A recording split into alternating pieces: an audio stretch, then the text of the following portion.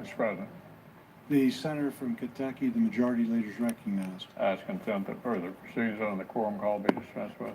Without objection. I understand there's a bill at the desk, and I ask for its first reading. The clerk will read the title of the bill for the first time. S-3532, a bill to authorize the United States Postal Service to provide certain non-postal property, products, and services on behalf of state, local, and tribal governments. I now ask for second reading, and in order to place the bill on the calendar under the provisions of Rule 14, I object to my own request. Objection having been heard, the bill will be read for the second time on the next legislative day.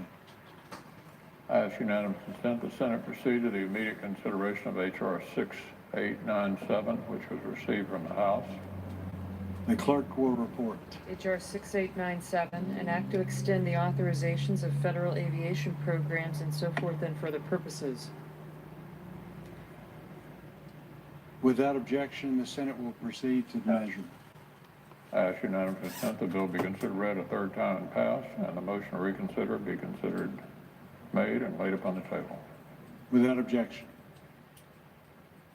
I ask unanimous consent the Senate proceed to the immediate consideration of calendar number 567 S2515.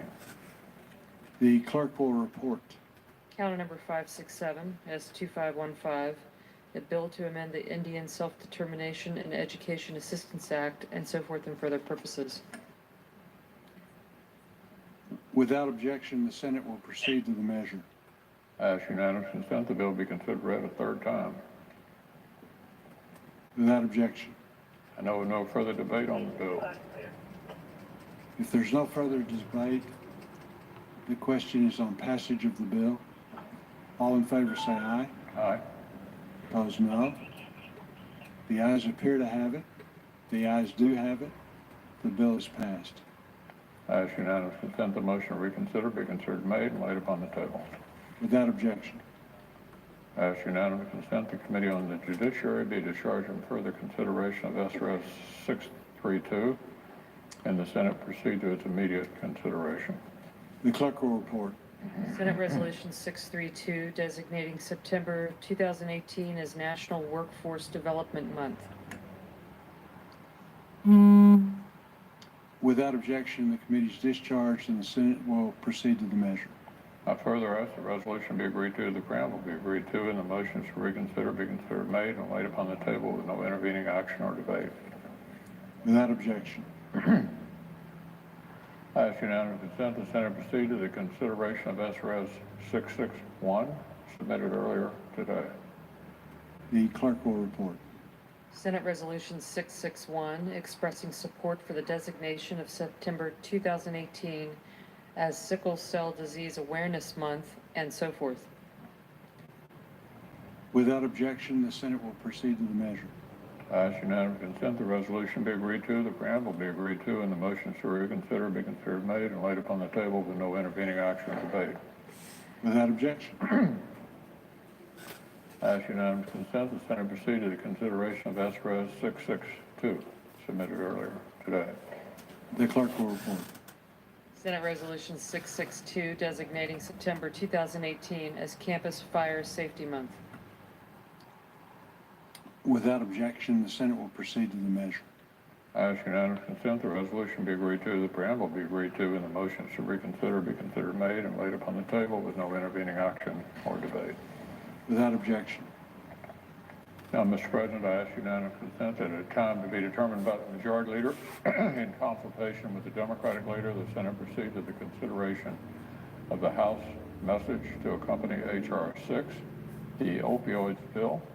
I further ask consent that the majority leader or his designee be recognized to make a motion to concur that that there be up to 4 hours of debate on the motion, equally divided in the usual form, and that following the use or yielding back of time, the Senate vote on the motion to concur with no further intervening action or debate. Without objection. Yeah.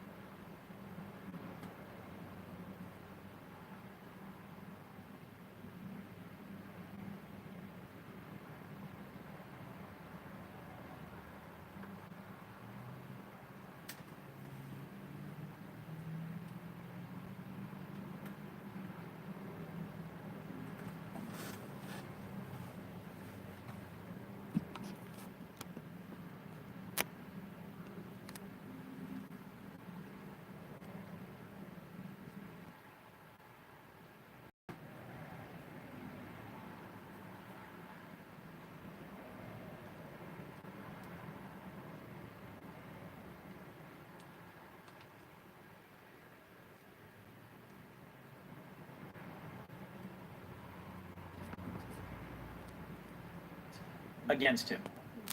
But something he said repeatedly, importantly, was not accurate. Over and over again, he testified, and we've just heard it repeated here today, that Dr. Ford's account was refuted by 3 individuals Dr. Ford identified as being present. That's not the case, and Judge Kavanaugh knows it. Not recalling is not the same as refuting. Their statements issued through lawyers say they don't remember the gathering. Of course, none of these 3 people were assaulted that night.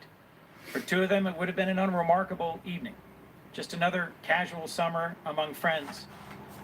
And Leland Kaiser says that she believes Dr. Ford's account, a fact not acknowledged by my colleagues or Judge Kavanaugh. I'll also say that in my view, the failure of this committee to subpoena Mark Judge, whom Dr. Ford identified as a witness and participant in her attack, is a failure in this committee's effort to get to the truth. We also have to face the reality there are additional serious allegations brought in sworn statements by Ms. Ramirez and Ms. Swetnick, who have both asked for an FBI investigation into their claims. Their claims have varying credibility, but deserve to be heard. I wish Judge Kavanaugh would have pointedly supported a short pause for an FBI investigation for the benefit of clearing his own name. But I'll say, as I conclude, there is something much greater in my mind at stake. The fact that Judge Kavanaugh is nominated to the Supreme Court means this is not just about his credibility and the remaining concerns about his credibility that I will carry forward. It's about the court's legitimacy. We're left with the reality that if his nomination goes forward this morning, after testimony full of rage and partisanship and vitriol, but without even a brief pause for a nonpartisan investigation into the serious allegations presented, his service may well have an asterisk. Litigants coming to the court will have reason to question the fairness of the institution. And in my view, that is too great a cost to impose on our system of justice in exchange for any one man. It is my hope that my colleagues, those who have not yet decided or declared their decision, will still join in a request to allow the FBI to do its important work and for this committee to allow itself the time to get to the bottom of the remaining allegations. Given the vote this morning, I know that is highly unlikely. I initially announced my opposition to Judge Kavanaugh after our previous round of hearings had concluded. those hearings began without a declared position by many of my colleagues on this side. In the end, for me, it was Judge Kavanaugh's extreme views on presidential power that I engaged with him vigorously on, and that I believe I engaged with him respectfully on, that determined my vote on him. But for us to proceed today without giving the thoughtful, serious, and thorough investigation of credible allegations before us is for this committee to fail to do its job. I pray that after today, we may yet find a way to work together, because our community, our country, and our world deserves no less. Thank you. I'm going to ask my colleagues on this side of the aisle if, and I'm not going to ask the Democrats to do this, but could we kind of, I've only interrupted Senator Cruz, could we kind of make sure that we keep our remarks a little short so everybody can speak? Senator Kennedy? Okay, I guess I'm wrong. Senator Crapo. Thank you, Mr. Chairman, and I will do that. I just wanted to respond first to a number of the comments that have been made about, again, needing the FBI investigation and what the dynamic of what this committee has done is. It's been said that this committee has changed its procedure. This is the first time that it's conducted its business in this way. Again, as I said yesterday, I think that needs to be clarified and corrected. The fact is that when the FBI does its background investigation, it does just that, a background investigation. It talks to people who may have information about the nominee and takes a statement from them, and then delivers its package of investigative information to the White House, which passes it on to the committee, which is the report that this committee receives from the FBI. It's been said that President Bush reopened the FBI investigation when the Anita Hill information came out. My understanding is, and if I'm wrong on this, Mr. Chairman, please correct me, but my understanding is that when you, as the chairman, finally found out about the information, that information also went to the FBI. Perhaps it was the ranking member who gave the information, the letter to the FBI, but the FBI was given the information. Is that correct? That is correct, and they said to the White House, in the usual way they do, that they considered it closed. So the 2 points there. First of all, the full letter, unredacted, was given to the FBI, and the FBI did what it does, and I don't know exactly what they did in the Anita Hill case, but did exactly what it usually does, which is to reopen it, if you will, evaluate the letter. And then again, I understand that the FBI then closed it and sent the information to the White House, as they did with the previous report before this allegation came up. Is that correct, Mr. Chairman? The only thing I can verify is that the FBI did what they would usually do, and that they then, and I don't know what that was, and they probably would keep their own internal stuff to themselves, but they sent a cover letter to the White House saying the issue was closed. So the FBI did look at this. The FBI did whatever it does in its background check activities, and then resent an updated amount of information to the White House, which the White House then forwarded to us. And then the process, which has traditionally been followed in this committee, was followed again. And I believe that immediately the chairman opened up an investigation by this committee.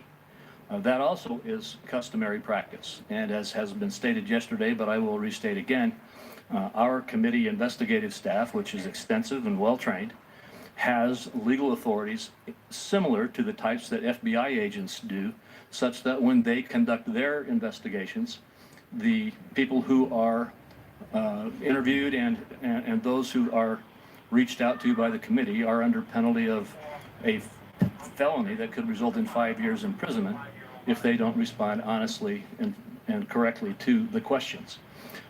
Every one of the witnesses that was identified has been reached out to. Now, some comments have been, well, they didn't actually submit themselves to a deposition or to some kind of a court process or something like that.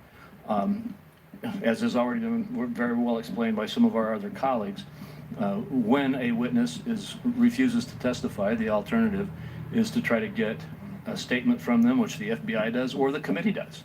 And in this case, statements under penalty of felony were obtained from all of the witnesses. So I think the argument here that there was some process followed that was not fair is simply inaccurate.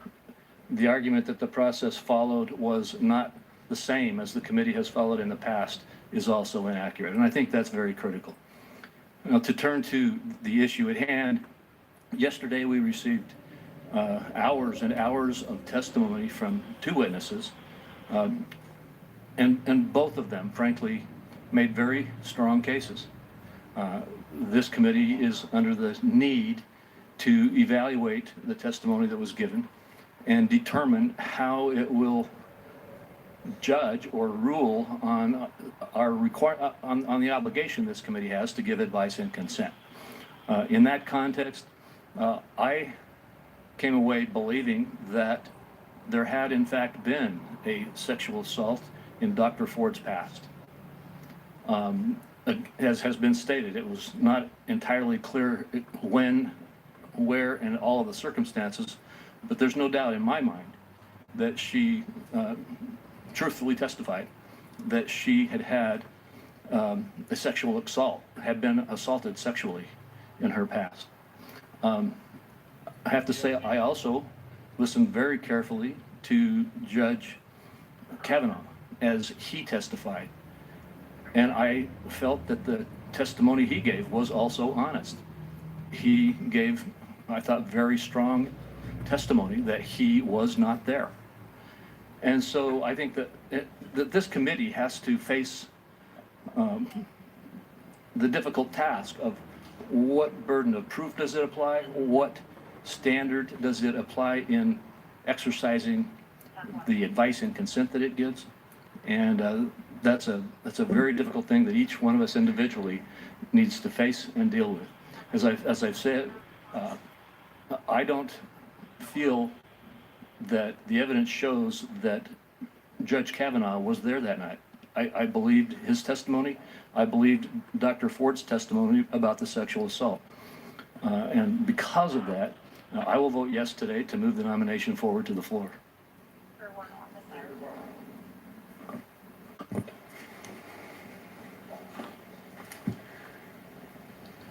Mr. Chairman, this has been obviously my first process, my first time through a Supreme Court nomination process. I fought for years to be on this committee. It's the one I wanted to be on as soon as I got to the United States Senate in 2013. I made you aware of that, sir, and the ranking member. And it has been an incredible experience, a lifetime dream to be a part of this committee. And sir, I have a lot of respect for you. Some people have even on my side of the aisle have even criticized me for the affection with which I have for you, sir. You have been a partner. And there's something about the four most senior members of this committee, you all, Senator Hatch, yourself, Senator Grassley, Senator Leahy, Senator Feinstein. In many ways, you all have been anchors in this entire institution to a time where the comedy was deeper and greater, and have resisted in many ways that I find admirable the drift towards tribalism within our country and within this vaunted institution. When a Supreme Court vacancy happened, I was one of those individuals that did not wait long before I announced my intentions to vote against Judge Kavanaugh. And sir, I did it for sincerely and deeply held beliefs. I did it because I felt that this was a person that had made it clear in that entire list of people prepared by the Federalist Society and the Heritage Foundation that this was a guy that spoke directly towards a view of presidential power, presidential immunities, that in this perilous time where a president is a subject of a criminal investigation, that he was going to protect that president, and said as much. Make sure that the president was above the law and accountability. And sir, I've learned a lot. I'm one of the guys that on this side of the aisle, when my colleagues speak on the other side of the aisle, I listen. I try to give them my full attention. And I don't always agree, but I've learned a lot from my colleagues. And my friendships on the other side of the aisle, my sincere friendships. This guy on a There's been job times during interview these hearings I've texted back and forth with people on the other side of the aisle. I respect them. And I fought hard during this process. I've given it everything I've got. I've learned that, heck, going back to being a football player, that between the whistles, you fight as hard as you can for what you believe. And if you want to call that partisanship, fine. I've been exuberant in my beliefs, and I've learned a lot through this process. Some of my comments have been referenced numerous times, and I know that I have not been as precise and allowed my comments to be mischaracterized. And I don't blame those people who mischaracterized some of my comments. I take responsibility and have learned to be more precise. And I talk to these issues and I talk to my values as much as I can. I travel around this country calling for more comedy, calling for us respecting, seeing the dignity of Republicans and Democrats and recognizing as much as I can. And I say it, patriotism is love of country, and you cannot love your country unless you love all your countrymen and women. The goodness and the decency of Republicans and Democrats in this country is self-evident. And we demonize each other in ways that I will be and continue to be an exemplar of trying to get our dialogue to rise to something different, to be a country that sees that we need each other, that there's no Democratic or Republican way to a success, there's an American way. And sir, you know, and I hope, and I've said this to you personally, and I think I've said enough publicly, that in the hardness with which I fight, I mean you no personal insult, but I did say before, and I say now, before Dr. Ford's charges came up, I say very sincerely that I think that the way this process was run was a sham. I used that word, sir. And it was because we were evaluating someone for the highest court in the land with seeing such a small part of his relevant work product. I didn't understand how so much of his writing, approximately 90% of his relevant work product, was not even being seen by this committee and controlled by a process that was so broken, so partisan. And then, sir, I violated the rules that you put forward in this committee, willfully and knowingly, and accepting the consequences of that. And I did so because the documents that were being withheld from the public, I felt the public had a right to know, and they weren't classified. There was no national security issues. And gosh, we disagreed on that, sir, and I locked horns with people across the aisle. And even after all that, I was grateful for the comedy. The gentleman I knocked horns with most said to me, you know what? I was taught to hate the sin, but love the sinner. I really love being on this committee. I love it. From living in Newark, New Jersey, this is where I wanted to be, sir. I wanted to be on a committee that dealt with issues of justice in this country, because I feel that when we swear an oath to liberty and justice for all, I don't think we're there yet as a country. And I have to say now, as I'm sitting here, that I deeply resent this idea that somehow when Dr. Ford came forward, that this dealt with partisanship. This is shifted this debate in this committee and in this country from raw partisanship to something much deeper. I have such respect for the ranking member. And I was in the room when we discussed, literally hours after I was made aware that the letter existed, about what her motivations were. It was a private room, and forgive me for speaking out of turn if the ranking member believes I am, but her entire sense of decency and honor had nothing to do with politics. Politics was not mentioned. Her entire concerns were about the dignity and the humanity and the respect for Dr. Ford. The conversation we had was about the best way to handle the information that was just presented to all of us. I've now been in numerous caucus meetings where politics has not been discussed, where what has been done was some of the most eloquent speeches I've heard in our caucus meetings from my colleagues about issues of sexual assault, issues of rape. I've heard colleagues read letters that had been written, not by a Democrat or Republicans, but by Americans who are concerned about this issue. This is not a partisan moment for our country.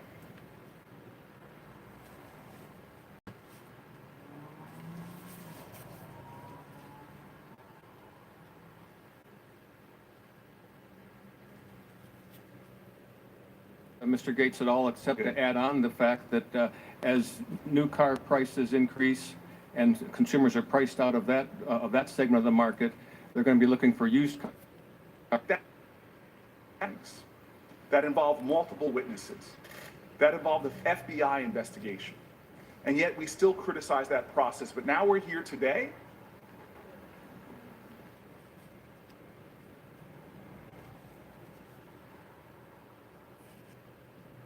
Questions. She made it clear she was not there because she wanted to be, but because she felt she had to be.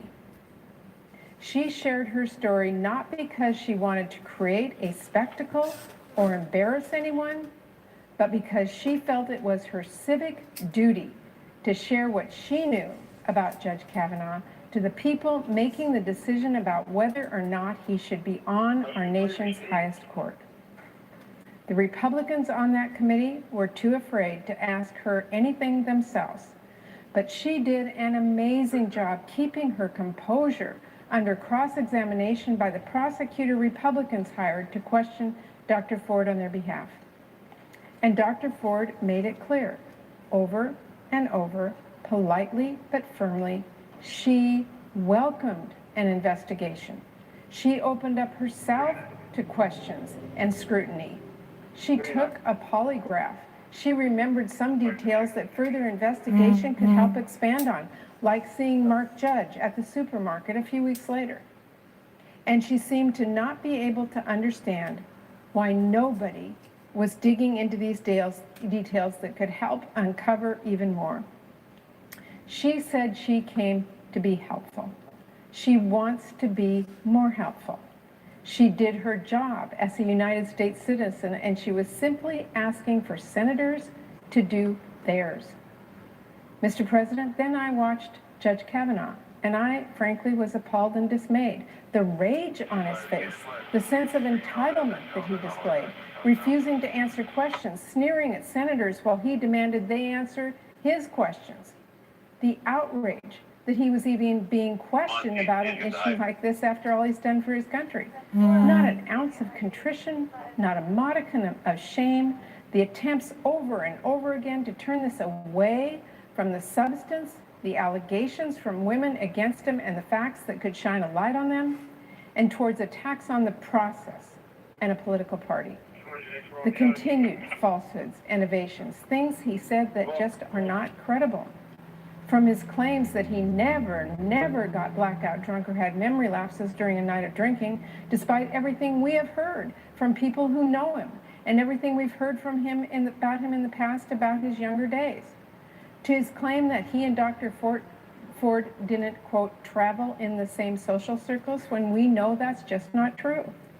He has said before he was good friends with Colton Arms girls, and we know Dr. Ford dated a good friend of Judge Kavanaugh who introduced the two of them. To his absolutely false claim that the committee had already received all the evidence it needs, which as a judge he knows is simply not the case, and on and on. But Mr. President, the most striking thing to me was this, and this is something I hope every senator pays a close attention to, because I know it's what people across the country saw vividly and repeatedly. And that is the fact that Judge Kavanaugh so clearly does not want an investigation. He does not want the facts to come out. He doesn't want other witnesses to be brought in who, if he's telling the truth, could corroborate his story and help clear his name. He certainly doesn't want anyone to hear from the other two women who have come forward with their experiences regarding him and sexual assault and who are willing to come and testify under oath. He wants to rush through this as quickly as he can with as little information as possible coming out. Mr. President, is that how someone acts if they truly have nothing to hide? Is this how someone behaves if they truly want to clear their good name? Is this what someone innocent, truly innocent of everything he's being accused of would do? But Mr. President, I want to close by setting aside what I thought of the hearing yesterday for just a minute. I believe Dr. Ford. I thought she was telling the truth, but I want to set that aside to make one more point.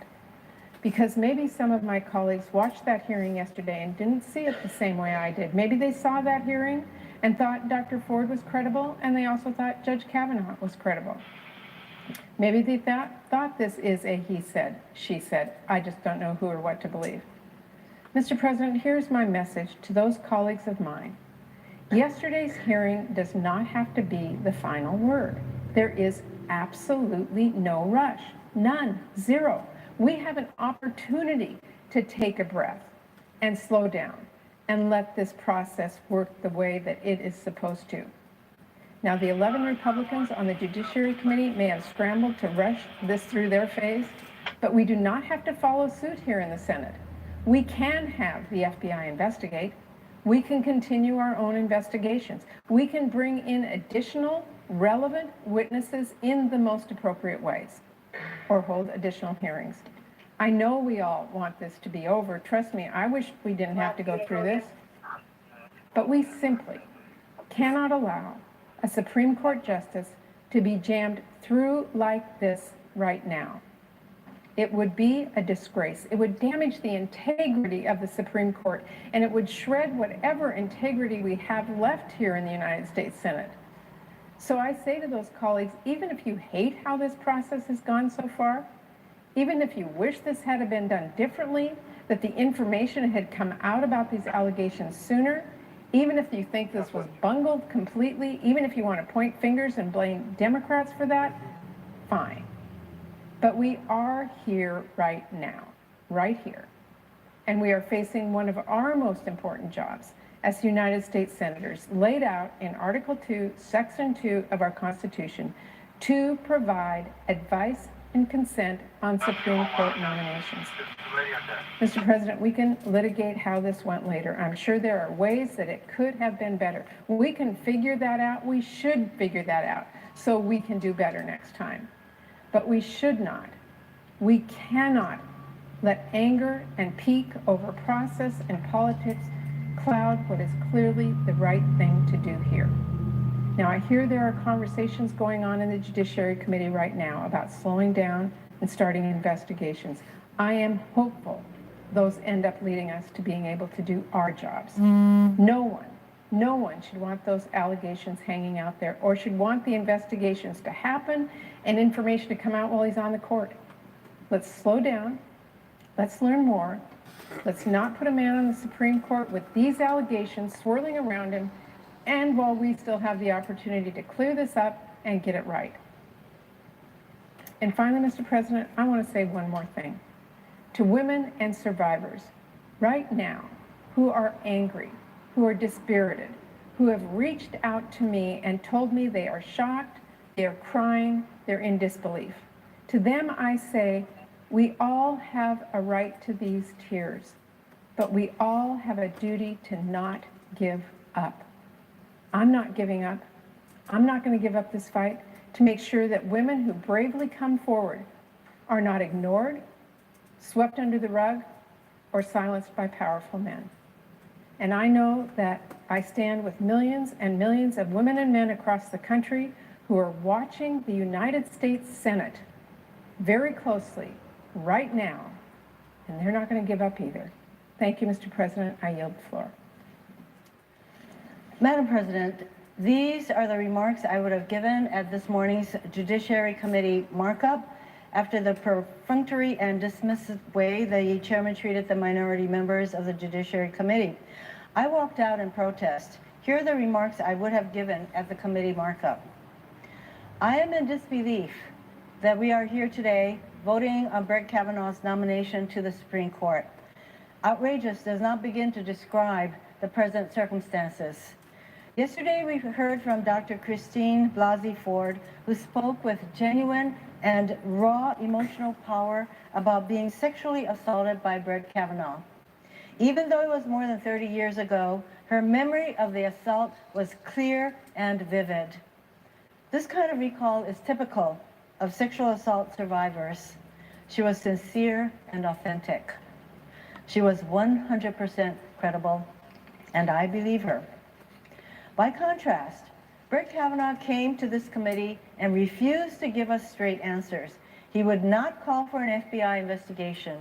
He repeatedly stated that the other people who were at the gathering where Dr. Ford was attacked had, to quote him, rebutted her testimony. That is not true.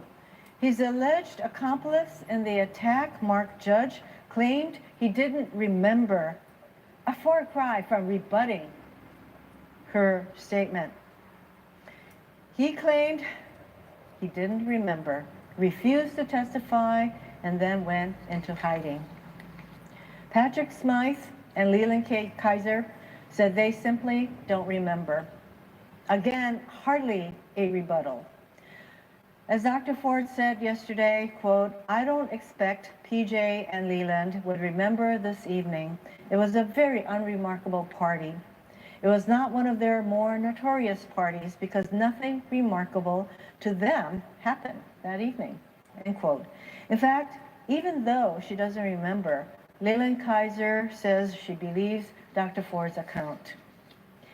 In addition to making misleading statements, which is a pattern with Judge Kavanaugh, he accused the Democratic senators of coordinating a plot to sabotage his nomination. Clearly, he was speaking to an audience of one, President Trump. A nominee for the Supreme Court so rattled that he would buy into a vast conspiracy theory is astounding and dangerous. Let's not forget his exact words. Judge Kavanaugh said, and I quote, "This whole 2-week effort," he said, "has been a calculated and orchestrated political hit fueled with apparent pent-up anger about President Trump in the 2016 election, fear that had been unfairly stoked about my judicial record, revenge on behalf of the Clintons, and millions of dollars in money from outside left-wing opposition groups," end quote. With that nakedly political screed, Brett Kavanaugh showed us who he really is. A partisan political operative with an agenda. The very worry that kept him from confirmation to the DC Circuit for 3 years. His own words reinforce the concern that I and many of us here have, that he cannot be a fair and impartial judge. Setting aside the unvarnished political view from a potential Supreme Court justice, no less, the crux of the matter before us today is whether Dr. Ford was credible when she said that she is 100% sure that Brett Kavanaugh is the person who sexually assaulted her.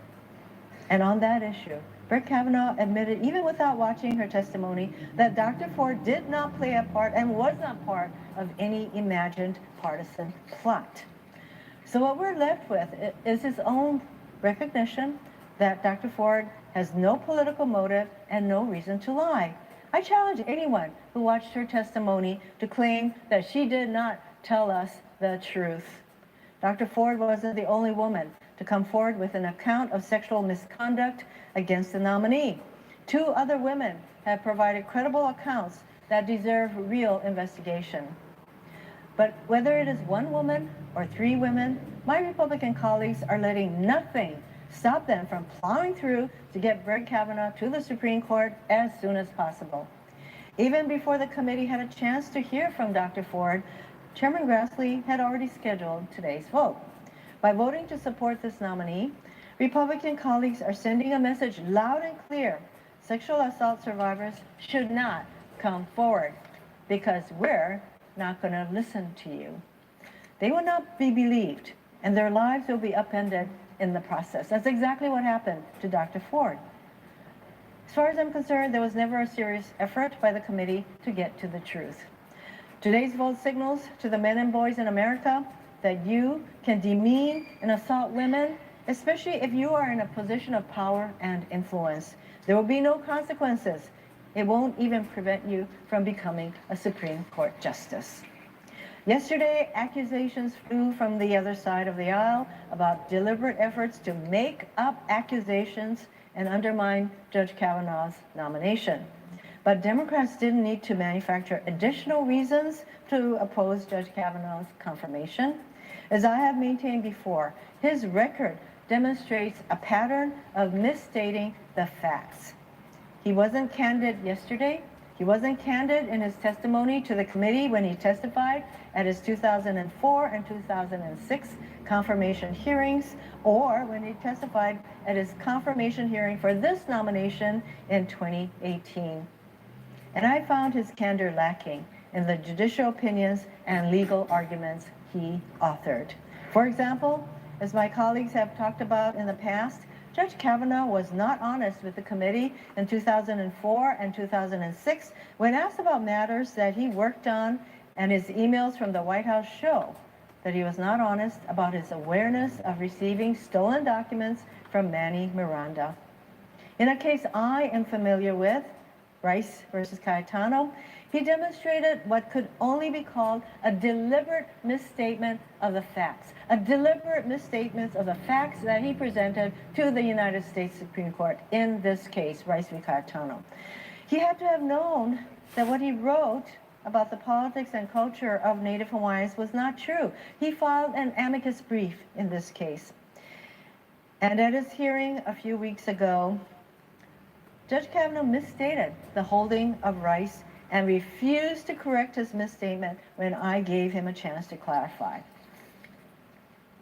I would say I'm one of the few people in the Senate who read the Rice decision. I know what the Supreme Court based its decision on. And he totally misstated the Supreme Court's decision. So advocates for our Native communities are stepping up and taking notice. The Council for Native Hawaiian Advancement and the Alaska Federation of Natives issued statements that strongly urge the Senate to reject the nomination of Brett Kavanaugh. They and other groups representing Indigenous peoples have come forward to explain how Judge Kavanaugh's views of the rights of Indigenous peoples are deeply flawed. These are the kinds of attitudes that he expressed in his amicus brief in Rice v. Cayetano. Madam President, I ask unanimous consent for the following 4 statements that oppose Judge Kavanaugh's nomination or criticize his views of Indigenous people to be entered into the record. They are from the Council for Native Hawaiian Advancement, the Department of Hawaiian Homelands, the Office of Hawaiian Affairs, and the Alaska Federation of Natives. Without objection. It is deeply troubling to have a Supreme Court nominee for a lifetime position who isn't candid with us about the facts or straight with us about the law. In Garza v. Hargan, he did it again. In that 2017 case, he wrote a dissent in which he misapplied the law and treated the case as if it were about parental consent. It was not. The case, which was about whether a 17-year-old undocumented young woman could be released from immigration custody to have an abortion, did not involve the question of parental consent. But he sat there at his nomination hearing when I asked him about it. He said that was a case involving parental consent. Total misstatement of the issue in the case. So in that case, this young woman had already received a proper judicial bypass from a Texas judge that allowed her to make her own decisions. So that was had nothing to do with having to require parental consent. She had already overcome that. But that wasn't good enough for Judge Kavanaugh. He inserted his own views about legal issues not even present in the case. This is just one example of his outcome-driven approach to important cases before him. At the hearing, I also asked him about the pattern that was revealed in his numerous dissents. In several of those cases, his own colleagues called him out for misrepresenting the facts and the law. Just last year in United States v. Anthem, the majority said that Judge Kavanaugh, quote, applies the law as he wishes it to be, as he wishes it were, not as it currently is, end quote. And in a 2008 case, Agri-Processor v. NLRB, the majority wrote, quote, the dissent, meaning Judge Kavanaugh's dissent, creates its own rule. Instead of following Supreme Court rules, they said Judge Kavanaugh's dissent abandons the text of the applicable laws altogether.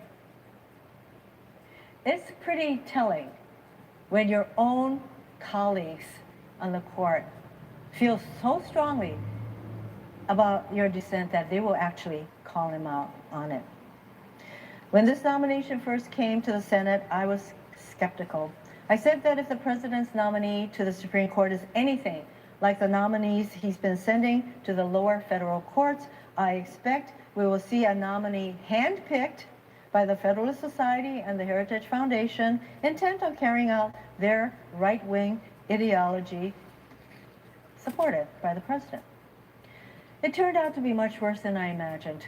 Not only was the nominee someone who fit that description, it became clear that he was someone who lacked candor, credibility, and character. This has been displayed at every turn. After hearing from Dr. Ford and Brett Kavanaugh, and yesterday, the editors of America Magazine, a well-respected Jesuit weekly, withdrew. They had originally endorsed Judge Kavanaugh. This group withdrew its endorsement of Judge Kavanaugh. They said, quote, while we previously endorsed the nomination of Judge Kavanaugh on the basis of his legal credentials and his reputation as a committed textualist, it is now clear that the nomination should be withdrawn. If Senate Republicans proceed with this nomination, they will be prioritizing policy aims over a woman's report of an assault, end quote. I ask unanimous consent, Madam President, that a copy of this article be entered into the record. Without objection. In addition, Robert Carlson, president of the American Bar Association, the ABA, issued a letter urging the Judiciary Committee and the Senate to not vote on Judge Kavanaugh's nomination until there is an FBI investigation and Dr. Ford's account of sexual assault. The ABA explained that, quote, deciding to proceed without conducting additional investigation would not only have a lasting impact on the Senate's reputation, but it will also negatively affect the great trust necessary for the American people to have in the Supreme Court, end quote. I agree. Brett Kavanaugh does not have the credibility, candor, character, or I would say, as we saw yesterday, the temperament to be on the Supreme Court. His presence on the court under this kind of cloud will weaken the court. I cannot support this nomination. Madam President, I'd like to end the remarks that I would have given at the markup, but I'm giving those remarks on the floor now. I would like to say that my colleague, Senator Jeff Flake, has said that he would not be able to vote on the confirmation of Judge Kavanaugh without an FBI investigation into the current allegations. I support that.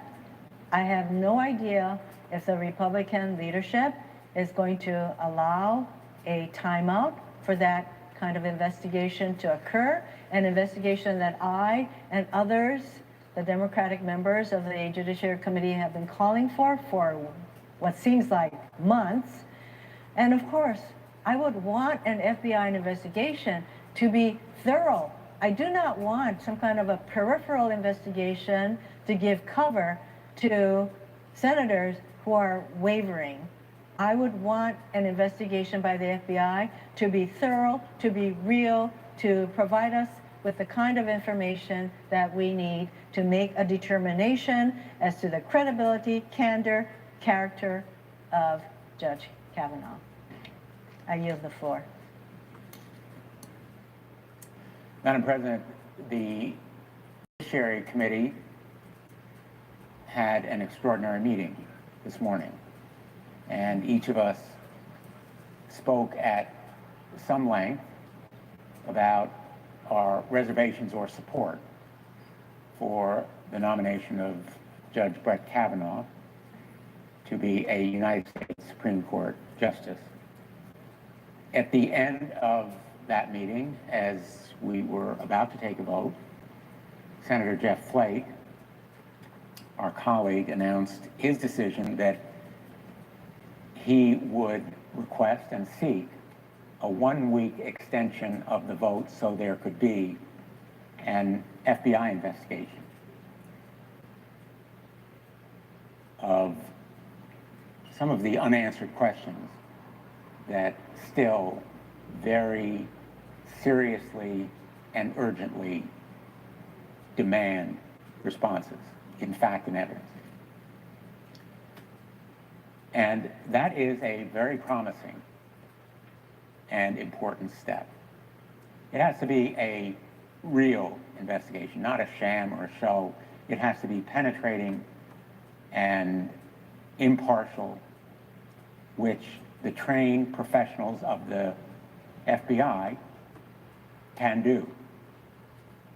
I have a lot of confidence that the FBI will do its job and answer those very serious and urgent questions.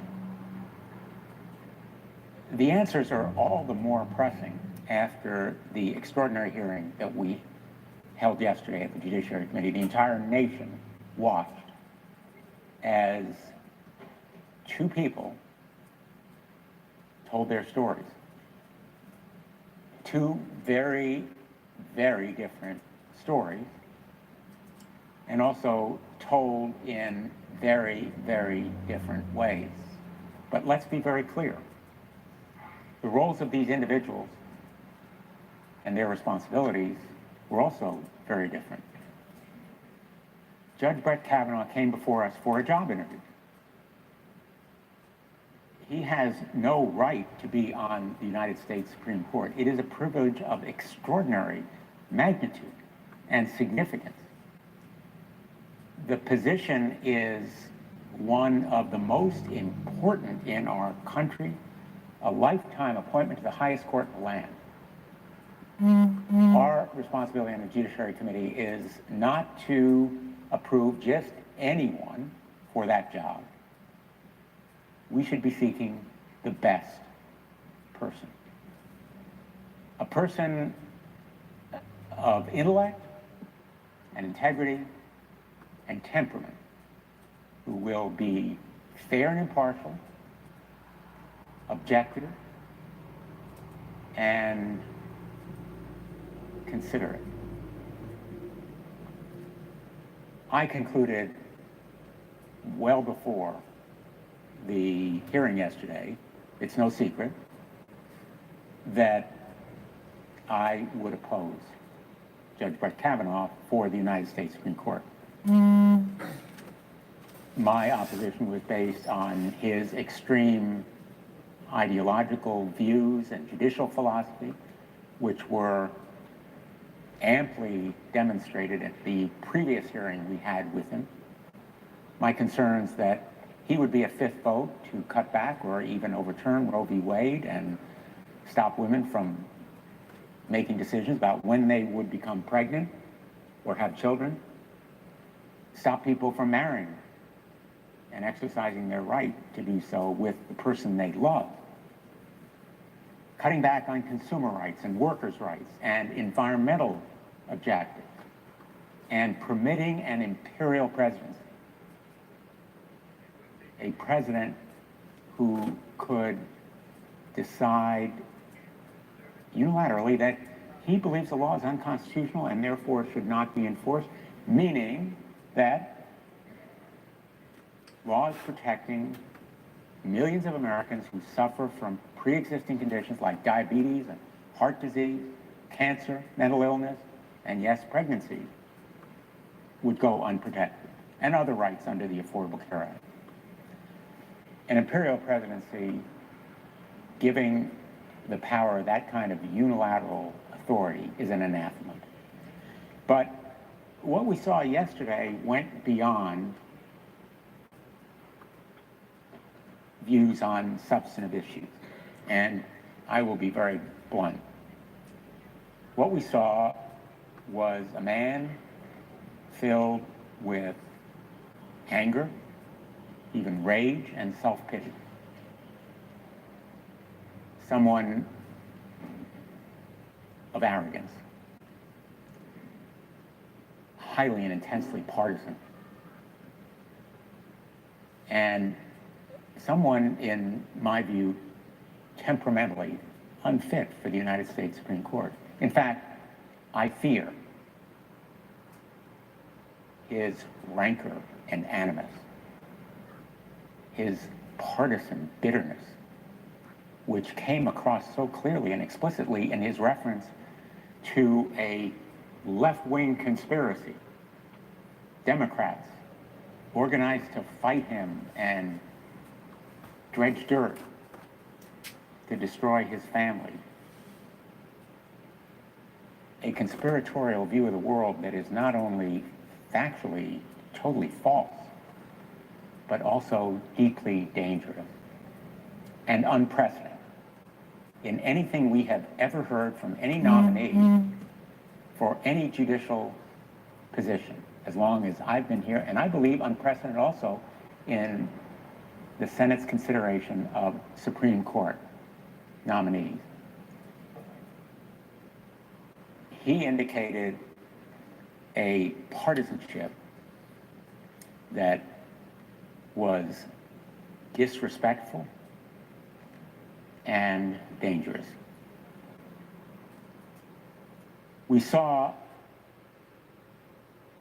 also a woman who came before us as a sexual assault survivor, who was temperamentally almost exactly the opposite. Instead of hostile, she was helpful. Instead of angry, she was calm. Instead of rancorous and arrogant, she was modest and humble. Like Judge Kavanaugh, her family has been harmed by death threats and other vile, vicious behavior that has no tolerance in a democratic society. And my heart goes out to both families. We should reject threats to both of those families as we do to anyone else in our society. And I have sympathy for the children and the families on both sides, and others who may have been affected, in coming forth with truth that relates to this nomination. But the demeanor of Professor Dr. Christine Blasey Ford was completely distinct and different. She was mesmerizing. Even now, her visage haunts me in her profound honesty. She was credible and powerful in recounting events that caused her untold terror and anguish, events that she hid because of the trauma that she experienced then, and because of many of the fears that cause other survivors of sexual assault to hide the same kinds of assault. The fears of blame and public shaming and character assassination and threats of retaliation. And sometimes self-blame or stigma or embarrassment. In her case, coming forward has made many of those fears a reality, tragically and unfortunately. She has endured the nightmare befallen her and her family simply to serve the public with facts and evidence that she believes we should know. We in the Senate, we in America should take into account before we make a decision on Brett Kavanaugh as the nominee.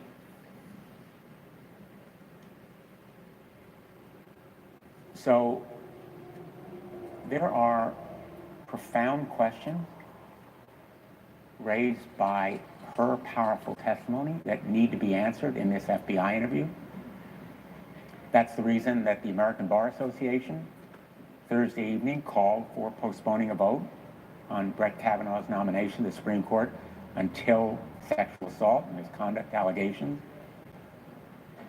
made by Dr. Blasey Ford and others are fully investigated, and why separately the magazine of the Jesuit Order in the United States, America, withdrew its endorsement of Judge Kavanaugh. He was educated by Jesuits at Georgetown Preparatory School in Maryland, and on Thursday, the editors said the nomination was no longer in the best interests of the country. I want to quote further the magazine, which said, if Senate Republicans proceed with his nomination, they will be prioritizing policy aims over a woman's report of assault. Were he to be confirmed without this allegation being firmly disproved, it would hang over future decisions on the Supreme Court for decades and further divide the country, end quote. Approval of Brett Kavanaugh for the United States Supreme Court would be a cloud, it would be a stain on the United States Supreme Court for generations to come. We do that damage to the nation's highest court at our peril. Whether we are in agreement or disagreement with Brett Kavanaugh on his policy aims, as the magazine said, we're talking here about the fundamental integrity of an institution and our responsibility to uphold that integrity. In his testimony yesterday, she was convincing not only because of what she knew and recalled in such precise, vivid detail, indeed highlighting the laughter of Brett Kavanaugh as he groped her and held her down as he lay on top of her. The laughter from both him and from Mark Judge. And after we heard her compelling and powerful story in Judge Kavanaugh, we heard several statements that clearly contradict the facts and evidence. They are untruths. He claimed that the FBI had already investigated him because they did a background check 6 times. The FBI never investigated Dr. Blasey Ford's allegations. It never investigated Deborah Ramirez's allegations. It never investigated Julie Swetnick's allegations. In fact, the ABA highlights this point. Senator Grassley said that committee investigators were willing to talk to the witnesses about their allegations, but committee investigators are no substitute for the FBI. The FBI must send those trained professionals to talk to these brave survivors who have come forward, and it must talk to Mark Judge. I offered a motion to subpoena Mark Judge this morning before our committee. The motion was voted down. The FBI must talk to Mark Judge, who was allegedly in that room with Brett Kavanaugh when he assaulted Dr. Blasey Ford.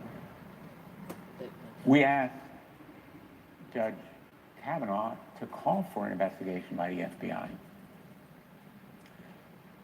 A person who is innocent would want the FBI to investigate their claims and clear their name. That is what Dr. Blasey Ford wanted. She said so publicly. When Brett Kavanaugh was asked, he refused to make that same call. The question is, why? What is he hiding? What is the administration concealing in refusing to disclose more than 1 million pages of documents that relate to Brett Kavanaugh's service in the Bush White House as staff secretary? They bear on his credibility, maybe not on these specific allegations, but on his credibility. Judge Kavanaugh claimed that polygraphs are not reliable, that the polygraph that Dr. Blasey Ford took and passed was meaningless. And yet, on the D.C. Circuit, as a judge, Brett Kavanaugh ruled otherwise. He wrote, quote, "Law enforcement agencies use polygraphs to test the credibility of witnesses and criminal defendants. As a former United States attorney, I know how polygraphs are used to test credibility of witnesses and criminal defendants. And they may sometimes be inadmissible, they may be inadmissible generally, but they have a use." Judge Kavanaugh claimed that all 4 witnesses Dr. Ford identified as being present at the party have said that the sexual assault, quote, "didn't happen." But in fact, only one person has said the sexual assault didn't happen. That one person is Brett Kavanaugh. The other 3 partygoers, identified by Dr. Blasey Ford, said they do not remember. There's a big difference between do not remember and it didn't happen. And the other woman, Dr. Blasey Ford named, who was there, has since publicly stated that she believes Dr. Ford's account. She believes Dr. Ford, and I do too. Judge Kavanaugh tried to give himself an alibi by making it sound like he never drank on weekends. His own high school calendar, which he provided the committee as evidence, disputes that statement during the hearing. He admitted that one of the entries on his calendar from a Thursday signified that he went to a friend's house to drink. Judge Kavanaugh repeatedly said that he has never in his life had so much to drink that he couldn't remember everything that happened. But numerous people who spent time with him during his high school, college, and law school years confirmed that he frequently drank to excess and became belligerent and aggressive. Judge Kavanaugh claimed that he's always treated women with dignity and respect, his words. And yet, he and his football friends from high school named one of my constituents, Renata Dolphin, in their yearbook pages, saying they were her alumnus. In effect, boasting of sexual conquest and objectifying her, demeaning her. That's hardly treating a woman with dignity and respect. Judge Kavanaugh said this reference meant nothing sexual. But Renata Dolphin disagrees. In a quote to the New York Times, she said, quote, "The insinuation is horrible, hurtful, and simply untrue. I pray their daughters are never treated that way." He said the allegations against him were, quote, "a calculated and orchestrated political hit fueled with apparent pent-up anger about President Trump and the 2016 election," end quote. He called it, quote, "revenge on behalf of the Clintons end quote. He issued a warning, more like a threat, quote, what goes around comes around, end quote.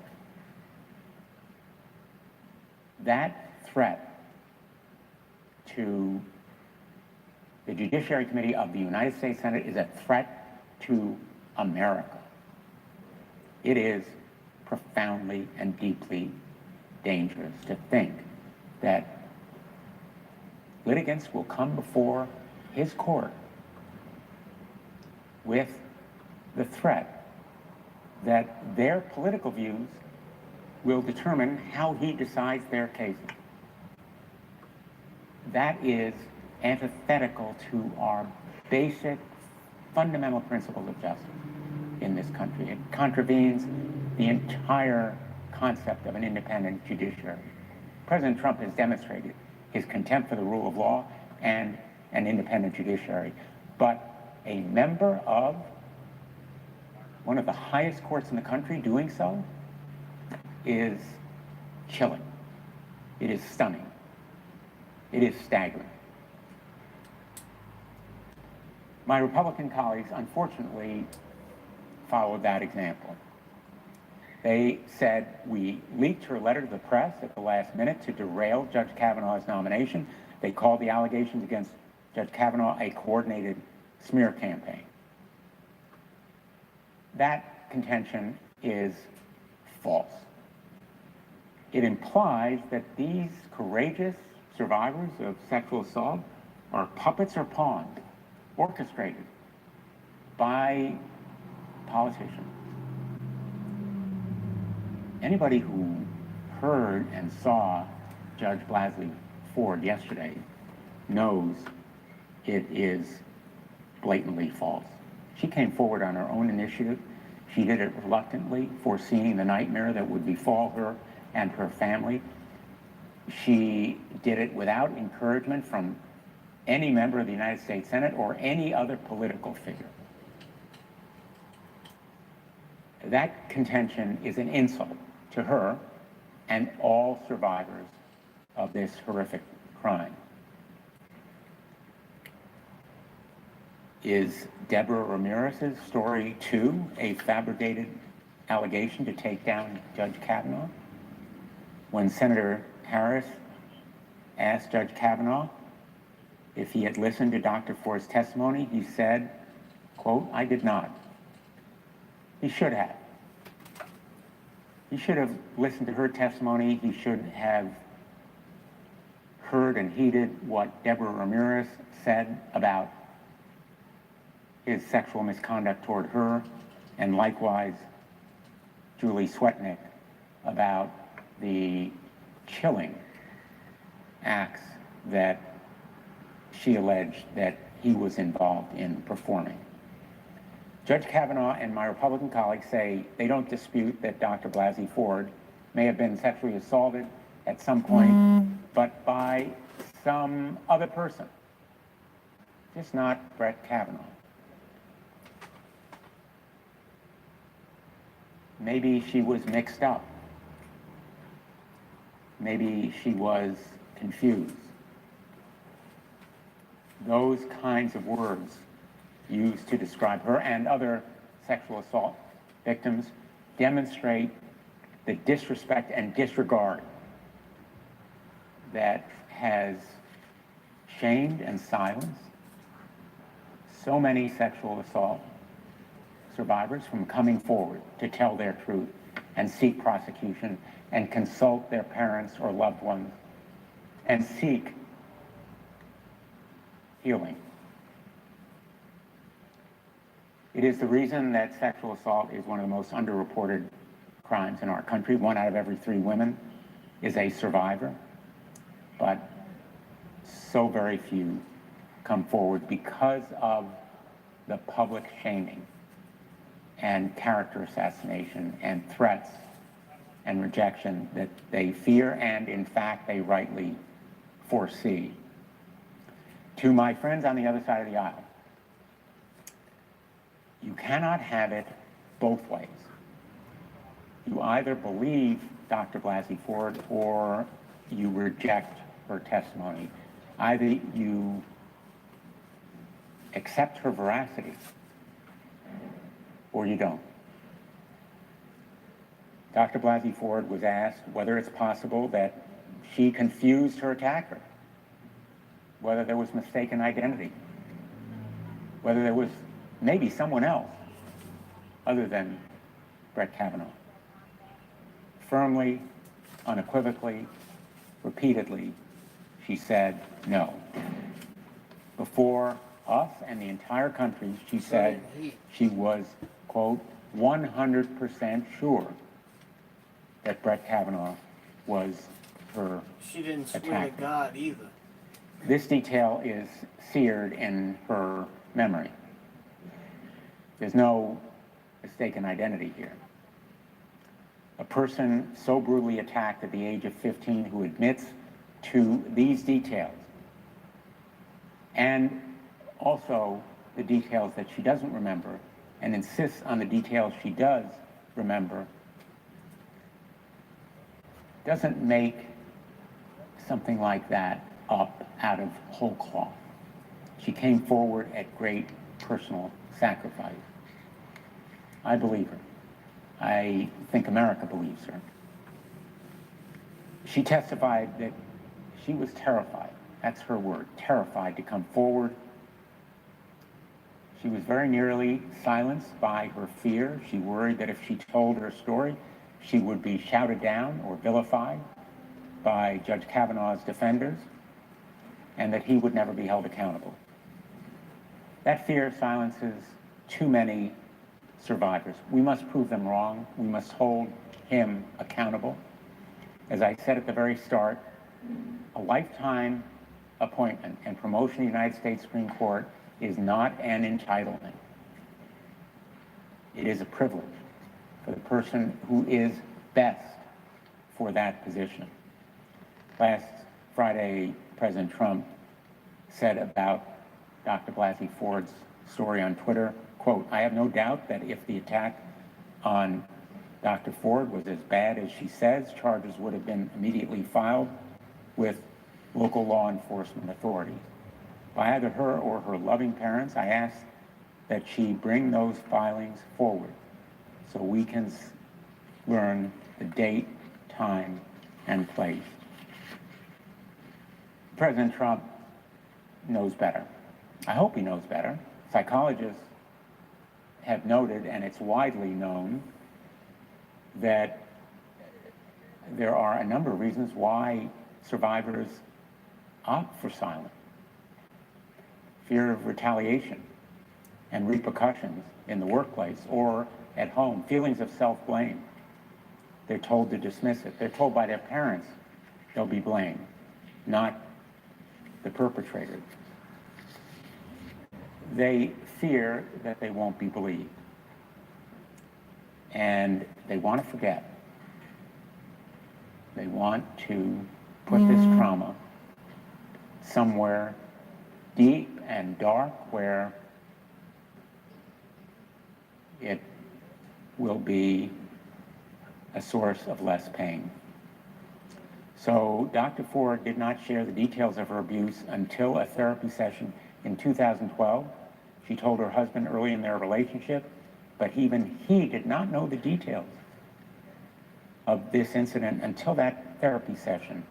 And that's not uncommon for people who have experienced trauma.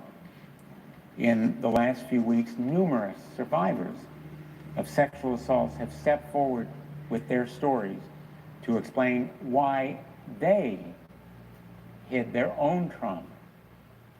And I want to take this opportunity to express my admiration for the survivors who are coming forward now. Stories of terrible crimes, of impulses to stay silent, and of fears that they have conquered in coming forward. And Madam President, I ask that these stories be entered into the record. I won't read them all now, but I wish for the statements of Lindsay Jones of Connecticut, Tara who asked that her last name not be used, also of Connecticut, and survivors from other parts of the country who have contacted me just over the past few days be entered into the record. Without objection. Thank you. Let me conclude, Madam President, with this thought. Dr. Blasey Ford is a profile in courage. Her name will be remembered long after many of ours are forgotten. She will be in the history books as a teacher. She's a teacher by profession for this teaching moment for America. It's a teaching moment for all of us, for women who need perhaps that inspiration and role model to come forward and to know they will be embraced, not rejected. They will be believed, not shunned. They will be bolstered and heeded, and their perpetrators will be held accountable. It's a teaching moment for men, all of us, that we need to do better. It is also a teaching moment for young men, high school juniors and seniors, like Brett Kavanaugh was, when he put into his yearbook that hurtful, horrible phrase about Renata Adler, Renata Dolphin. In effect, laughing at her and ridiculing that young woman, just as he laughed and ridiculed Dr. Blasey Ford, then 15 years old, as he allegedly was on top of her, groping and trying to undress her. That laughter was the detail that continued to ring in the ears of Dr. Blasey Ford, the most identifiable fact about that incident, as she said yesterday. That laughter is what I hear when I see that entry in the yearbook. So to all of us, men and women in America, her profiling courage should send a message. We should be proud of her. And no one should be prouder than her two sons. I say to Dr. Blasey Ford's sons, as I did this morning in the Judiciary Committee meeting, you should be proud of your mom.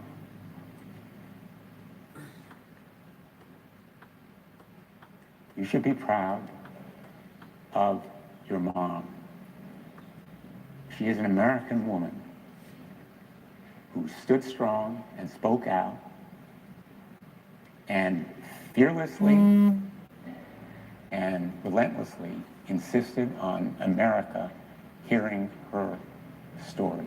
Well, maybe not fearlessly. She had fear, but she conquered them. That's the definition of courage. Not to be without fear, but to act courageously in spite of them. Grace under pressure.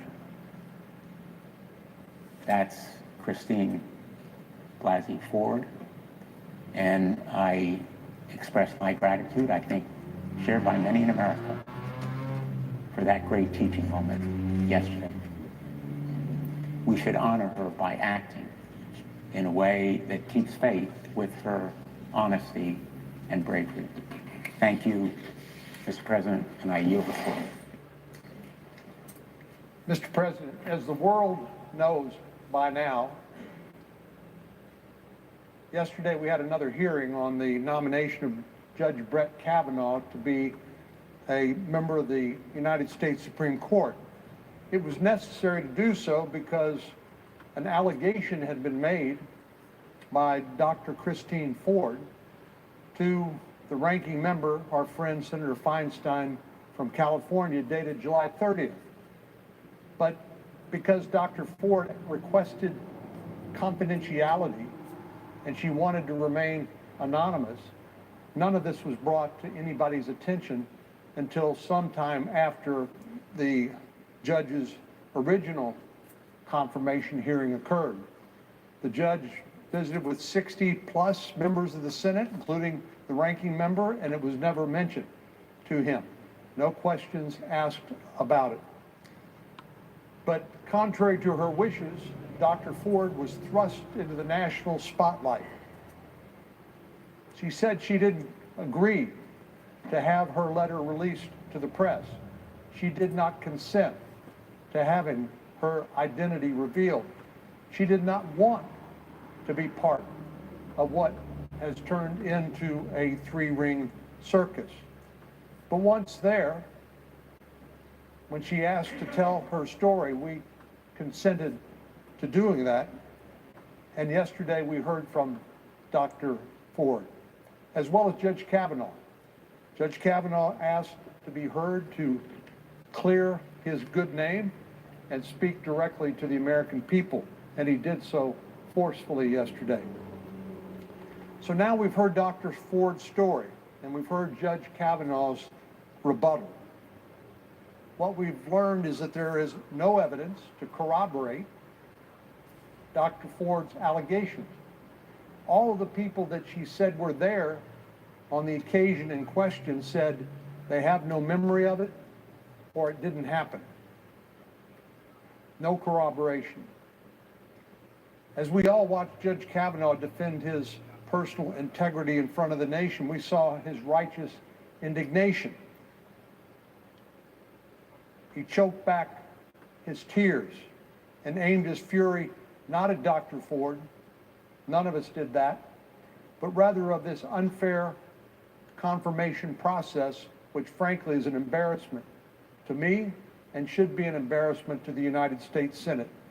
To take somebody who's requested confidentiality and leak that information to the press and to thrust her into the national spotlight under these circumstances, I think is an abuse of power. But having made that request, once she was in the spotlight, we felt like it was very important to treat her respectfully and to listen to her story. I've told anybody who would listen, I wanted to treat Dr. Ford the same way I would expect that my mother or my sister or my daughters would be treated under similar circumstances.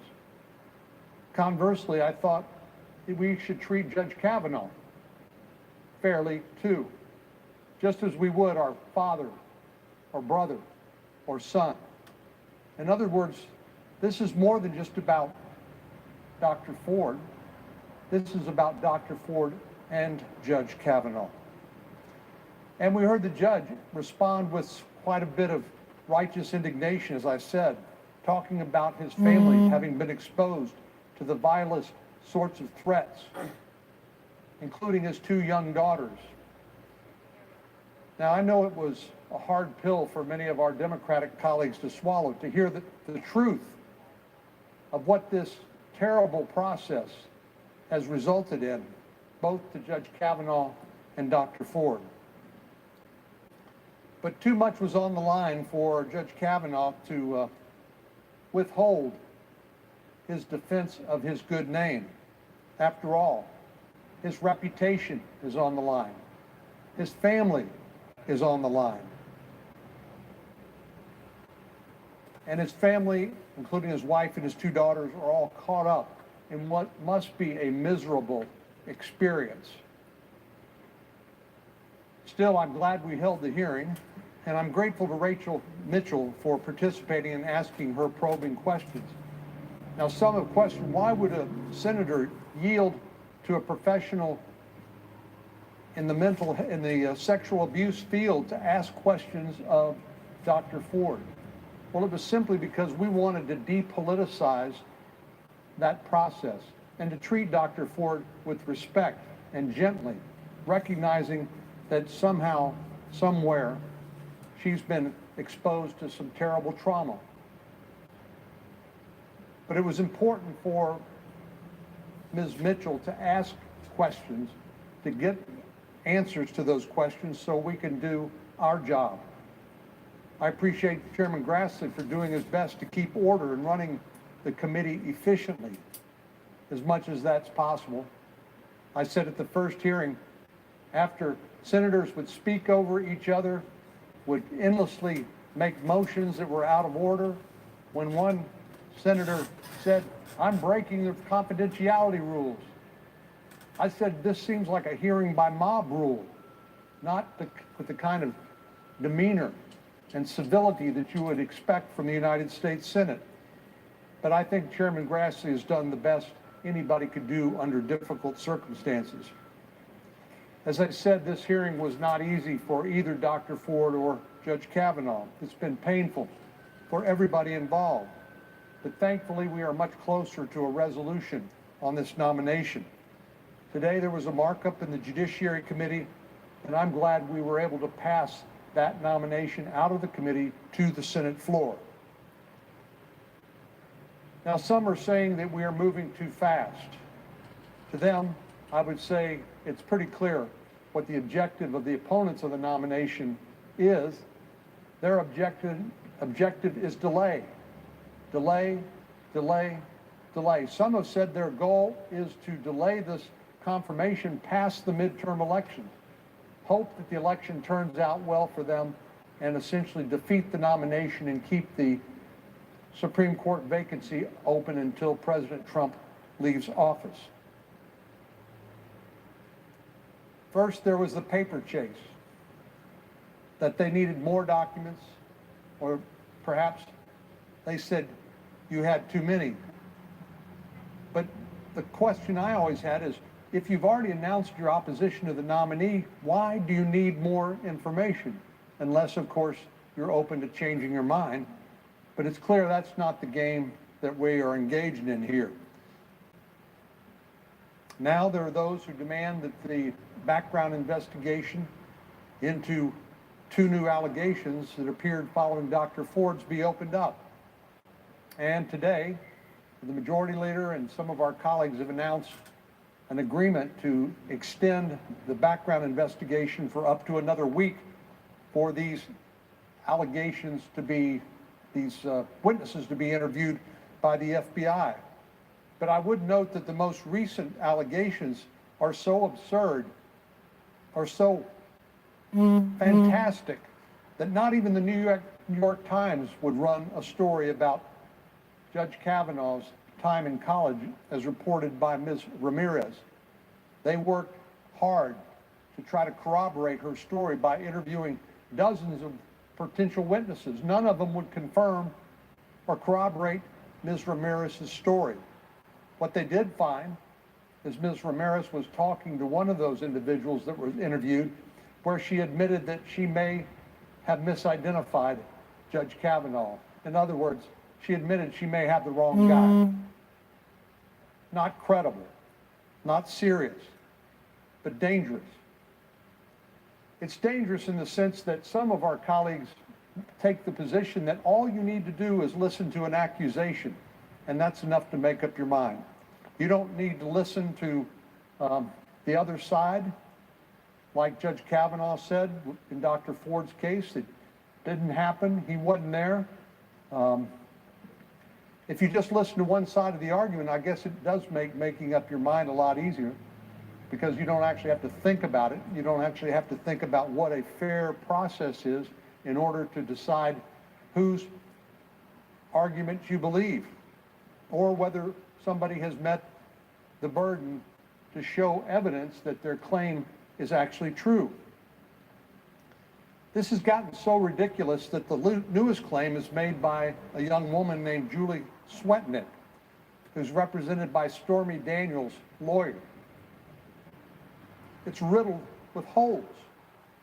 Why would a woman continue to go to parties with high schoolers when she was in college? And why in the world would she go to not 1, not 2, but 10 of these alleged drug and alcohol-infused parties where gang rape occurred? It's just outrageous. Incredible. Now, we've encouraged all of these individuals, no matter how incredible the allegation may be, to work with the Judiciary Committee and submit to an interview with the bipartisan representation of the Judiciary Committee there. This is standard operating procedure for the Judiciary Committee. The basic background investigation is done by the FBI, but they're not investigating a crime. It's a background investigation where they take notes on their conversations with witnesses, but they don't tell you which witness to believe or what conclusions to draw from that. They send that to the Judiciary Committee, where the Judiciary Committee follows up with additional questions if necessary. And lying to the FBI, just like lying to the committee, is actually a crime punishable as a felony. So both carry serious consequences and a serious warning to those who might try to lie their way into a background check.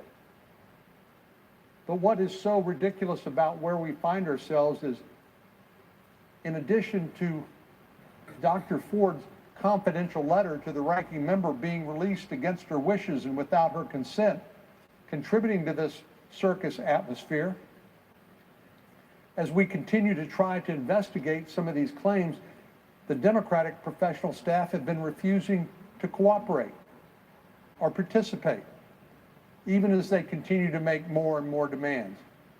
But it's clear that their appetite for delay is insatiable, and delay is their ultimate goal. For those who continue to say they want the FBI involved, I will tell them that the FBI has been and is involved. It's conducted its background investigations just as it did in the 6 previous occasions when Judge Kavanaugh was being vetted for other positions in the federal government. You heard that right. Judge Kavanaugh has been through 6 FBI background checks, and none of these matters have come up previously.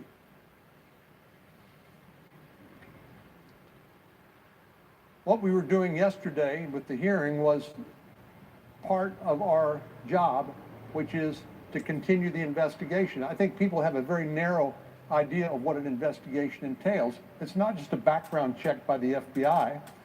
It's the interviews by the professional staff on the Judiciary Committee, and it's the hearings like we had yesterday, all day, hearing from Judge Kavanaugh and Dr. Ford. That's our job. That's our constitutional role, to provide advice and consent. Plus, if our colleagues across the aisle were really interested in a background investigation of Dr. Ford's complaints in a confidential manner like she requested, they could have requested that be done and the results reported to us in a closed setting. What happened to Dr. Ford is inexcusable. To have a senator sit on this allegation and refuse to turn it in to the committee so it could be investigated in a confidential way that would have protected her anonymity and would have allowed the committee to question both Judge Kavanaugh and her, that didn't happen. By design, perhaps, because the goal really wasn't about giving Judge Kavanaugh or Dr. Ford a fair hearing. It was about delaying this confirmation vote. Judge Kavanaugh was interviewed about a week or so ago, and again yesterday, he talked about a fair process. In other words, hearing from both sides of an argument. But under our constitutional system, if you're accused of a crime, and believe me, Judge Kavanaugh has been accused of multiple crimes, you're entitled to the presumption of innocence. In other words, there is a burden to come forward with evidence to justify and support an accusation. And if you don't do that, your accusation is not enough to meet that burden. Usually what we have is corroborating witnesses, other people present at the time who can corroborate what the allegation is. But all of the witnesses that have been identified by Dr. Ford cannot corroborate or confirm her allegation. They say, I have no memory of that, or it simply didn't happen.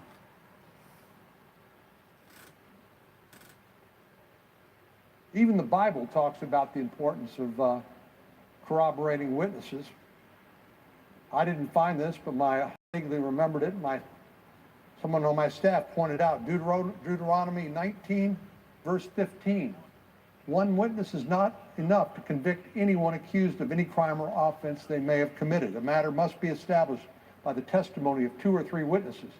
So this is a rule of ancient origin, dating back to the Old Testament.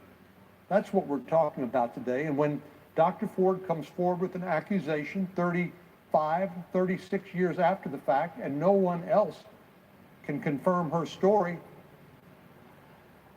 it's not enough to carry the day. The other thing we need to be wary of is false choices. This is not a matter of he said, she said. Someone said this is a matter of he said, she said, they said. Dr. Ford said one thing, Judge Kavanaugh said another, the so-called corroborating witnesses said another. But what they said did not corroborate Dr. Ford's story, just the contrary. They confirmed Judge Kavanaugh's denial of any participation in anything remotely like that Dr. Ford alleges. So after 36 years, as Ms. Mitchell was able to develop, we know that for maybe obvious reasons, Dr. Ford's account has some inconsistencies and some gaps regarding the timing, location, and details regarding these events. I think we need to listen to her. We need to take her story into account. As I said, I want to treat her the same way I would want my mother, sister, or daughters treated under similar circumstances. But we can't ignore the inconsistencies and the gap in her story and the fact that she's trying to tell it 36 years after the fact. We also can't ignore the full-throated defense and the heartfelt denial of Judge Kavanaugh, or the testimony that none of this is in the character of Judge Kavanaugh. We heard that from people dating all the way back to 1982. Indeed, as Ms. Mitchell, a professional prosecutor prosecuting sex crimes in Arizona, she told us last night that with her more than 2 decades of experience with the kind of case brought forward by Mrs. Ford, she would not file those charges against the defendant because there simply is not enough evidence. In fact, the only witnesses identified by Dr. Ford denied the event actually occurred. Matter of fact, she said she couldn't even get a search warrant or arrest warrant in a case like this. If you can't identify the time or the place, you're not even going to be able to get a search warrant. You certainly can't show probable cause, which is required by law. So here's where we are. If the allegation we discussed during yesterday's hearing remains uncorroborated and unproven, if it never came up in the context of 6 federal background checks, if it has been explicitly denied by the nominee, if the 3 alleged eyewitnesses have no recollection of it or say it didn't happen, if it conflicts with the account of some 65 women that knew the nominee to behave honorably in high school and countless more women who have known and interacted with Judge Kavanaugh since, if the timing seems unusual, perhaps even politically motivated, and if our colleagues across the aisle chose not to act on this information once presented, but rather spring it on us and Judge Kavanaugh after the fact, there is no reason in my mind that we should not move forward with the nomination. Because we've seen what happens.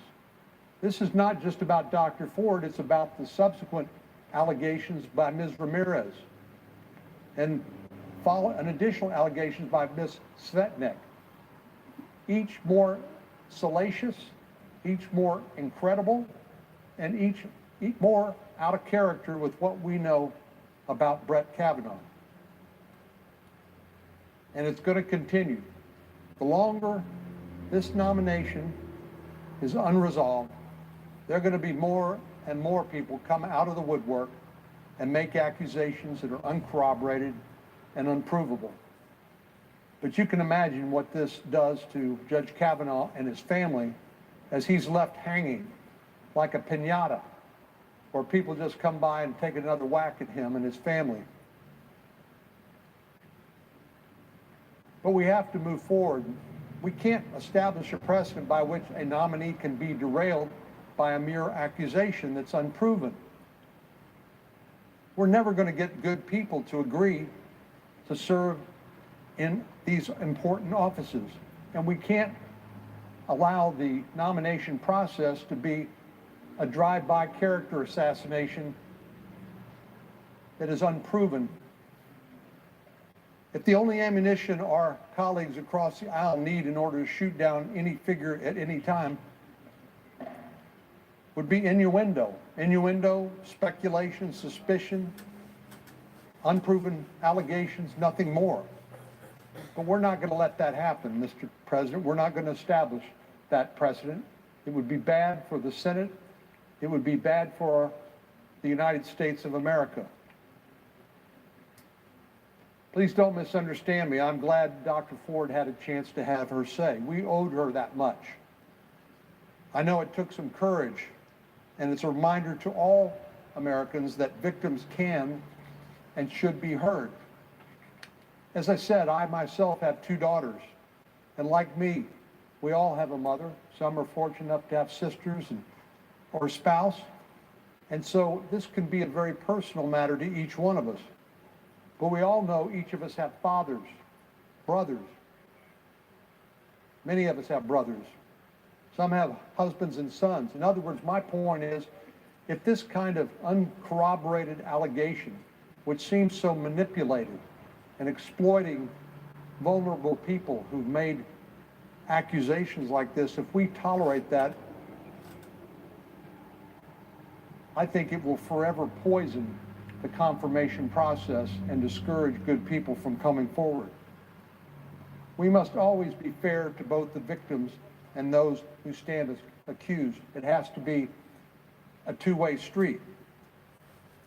I've supported Judge Kavanaugh's nomination because I've known him since the year 2000. And in my experience, he's always been an upstanding and certainly he is an incredibly well-qualified individual. We've heard everybody from his fellow lawyers to his law clerks to women he's worked with to former presidents of the United States say that. We know he's got an incredible record on the D.C. Circuit Court of Appeals, where many of his decisions have been affirmed by the United States Supreme Court. I know he will judge fairly and carefully. I believe he belongs on the nation's highest bench. And in a few more days, after a few more delays, we will finally vote to put him there and say enough with the games. Mr. President, I yield the floor, and I note the absence of quorum. Pulitzer Prize-winning author Geraldine Brooks is our guest on In-Depth Fiction Edition, our live call-in program on Sunday, October 7th at noon Eastern.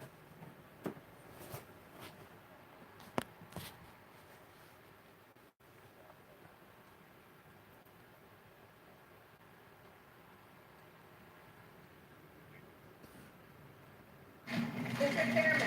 Aye. Mr. Chairman, the votes are 11 days, 10 days.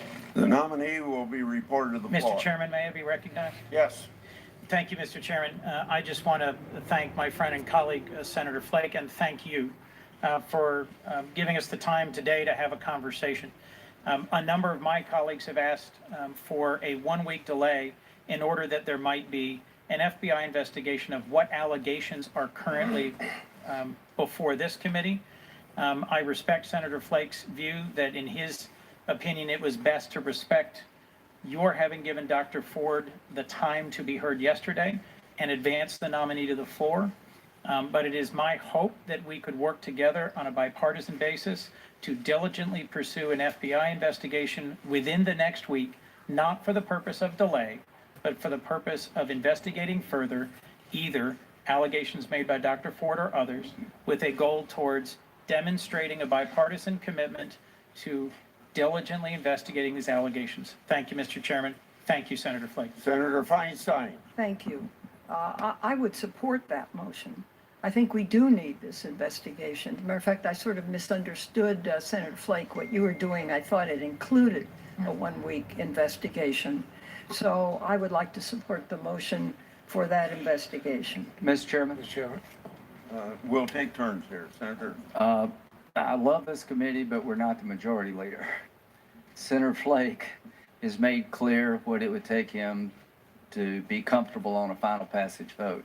But it doesn't matter what we say here. This will be up to Senator Schumer and Senator McConnell. So It is completely up to them. yeah, and I think Mr. Jeff has Chairman. made himself very clear, and Senator. let's move. Senator Leahy. Senator Leahy. Well, Mr. Chairman, I want to make sure, because this is somewhat unprecedented. When I do agree with the senator from Arizona that we should have this further investigation. So my understanding is that during the week that is taking place, there will be no action on the floor of the United States Senate on this nomination. Is that correct? I cannot say that. Let me say again, I can't make that commitment for the leadership. I can only say that I would be only comfortable moving forward on the floor. I'll move it out of committee, but I will only be comfortable moving on the floor until the FBI has done more investigation than they have already. It may not take them a week. I understand that some of these witnesses may not want to discuss anything further, but I think we owe them due diligence. Mr. Chairman. Just a minute. All I have said to Senator Flake is that I would advocate for the position he took, but I don't control that. Senator, Mr. Chairman. yes, Senator Klobuchar. Mr. Chairman, there are other senators as well who may be interested in this negotiation on the Republican side. And there's not really a set agreement here. All of us had already said we were voting no. It is simply Senator Flake working with all of us to say, for the good of the Senate and the good of the court, the American people deserve to have the facts followed up on. And I really appreciate his willingness to do that. And that is what this is about. This is simply about, and by the way, if Senator McConnell wants to go forward in light of that, and we still have several senators that haven't said how they're voting on this nominee, I actually think this is very important what just happened right now. So it doesn't have to have an agreement. It is one senator who's standing up. Senator Cornett. Mr. Chairman, I just want to express my appreciation to Senator Flake for allowing this process to move forward. There's some difference of opinion among us as to what exactly the FBI investigation would consist of. Some of us think it has been concluded and supplemented by this committee's investigation. Others disagree with that. But I respect the fact that not only Senator Flake advocated to give Dr. Ford a chance to appear in front of the committee, which was the right thing to do, but also that he's allowed this process to move forward, subject to further discussions about what the FBI may or may not be able to come up with. But certainly he maintains his right to cast his vote yea or nay as he sees fit, and maintains significant leverage that way. But I appreciate his support for a full and fair hearing for Dr. Ford and Judge Kavanaugh, as well as his willingness to allow this to go forward subject to his request. Mr. Chairman? Mr. Chairman. Senator Blumenthal, I think I ought to call on Senator Feinstein. And then, If I, through the chair, could ask a question of Senator Flake, does your amendment include continuing the investigation during this period of time? If I can respond, there is no amendment. I'm simply stating, and the discussion that we had between us all is that I would hope, and I think we had some agreement before, that the Democrats who have been, I think, justifiably uncomfortable moving ahead, could publicly, in an effort to bring this country together, say that we would feel better. I'm not expecting them to vote yes, but not to complain that an FBI investigation has not occurred. And this is what I'm trying to do. This country is being ripped apart here, and we've got to make sure that we do due diligence. I think this committee has done a good job, but I do think that we can have a short pause and make sure that the FBI can investigate. My understanding is that some of us would have to, and I'm prepared to do it, make a request to the White House to ask the FBI to do that investigation. It would be short and limited in scope to the current allegations that have been made. Mr. Chairman. But I would just encourage the Democrats who we've talked to before to endorse that kind of thing, that we can then move on. Mr. Chairman. Because of the 2-hour rule, we're adjourned. What? The 2-hour. No vote. When did we come in? When did we come in at noon? No, yeah, we did, yeah, the 2-hour rule. We came in at noon? Yeah, we knew you were going, we had to get this all done by 2 o'clock. Well, is it done? Is Flake's is it gonna happen, or did you cut off the vote? No, we didn't have a motion in front of us. This is all a gentleman and women's agreement. I would assume. Gentlemen and women's agreement. I would assume. But I'm committed to, Chuck. Let him say what he's committed to. no, Hey, John?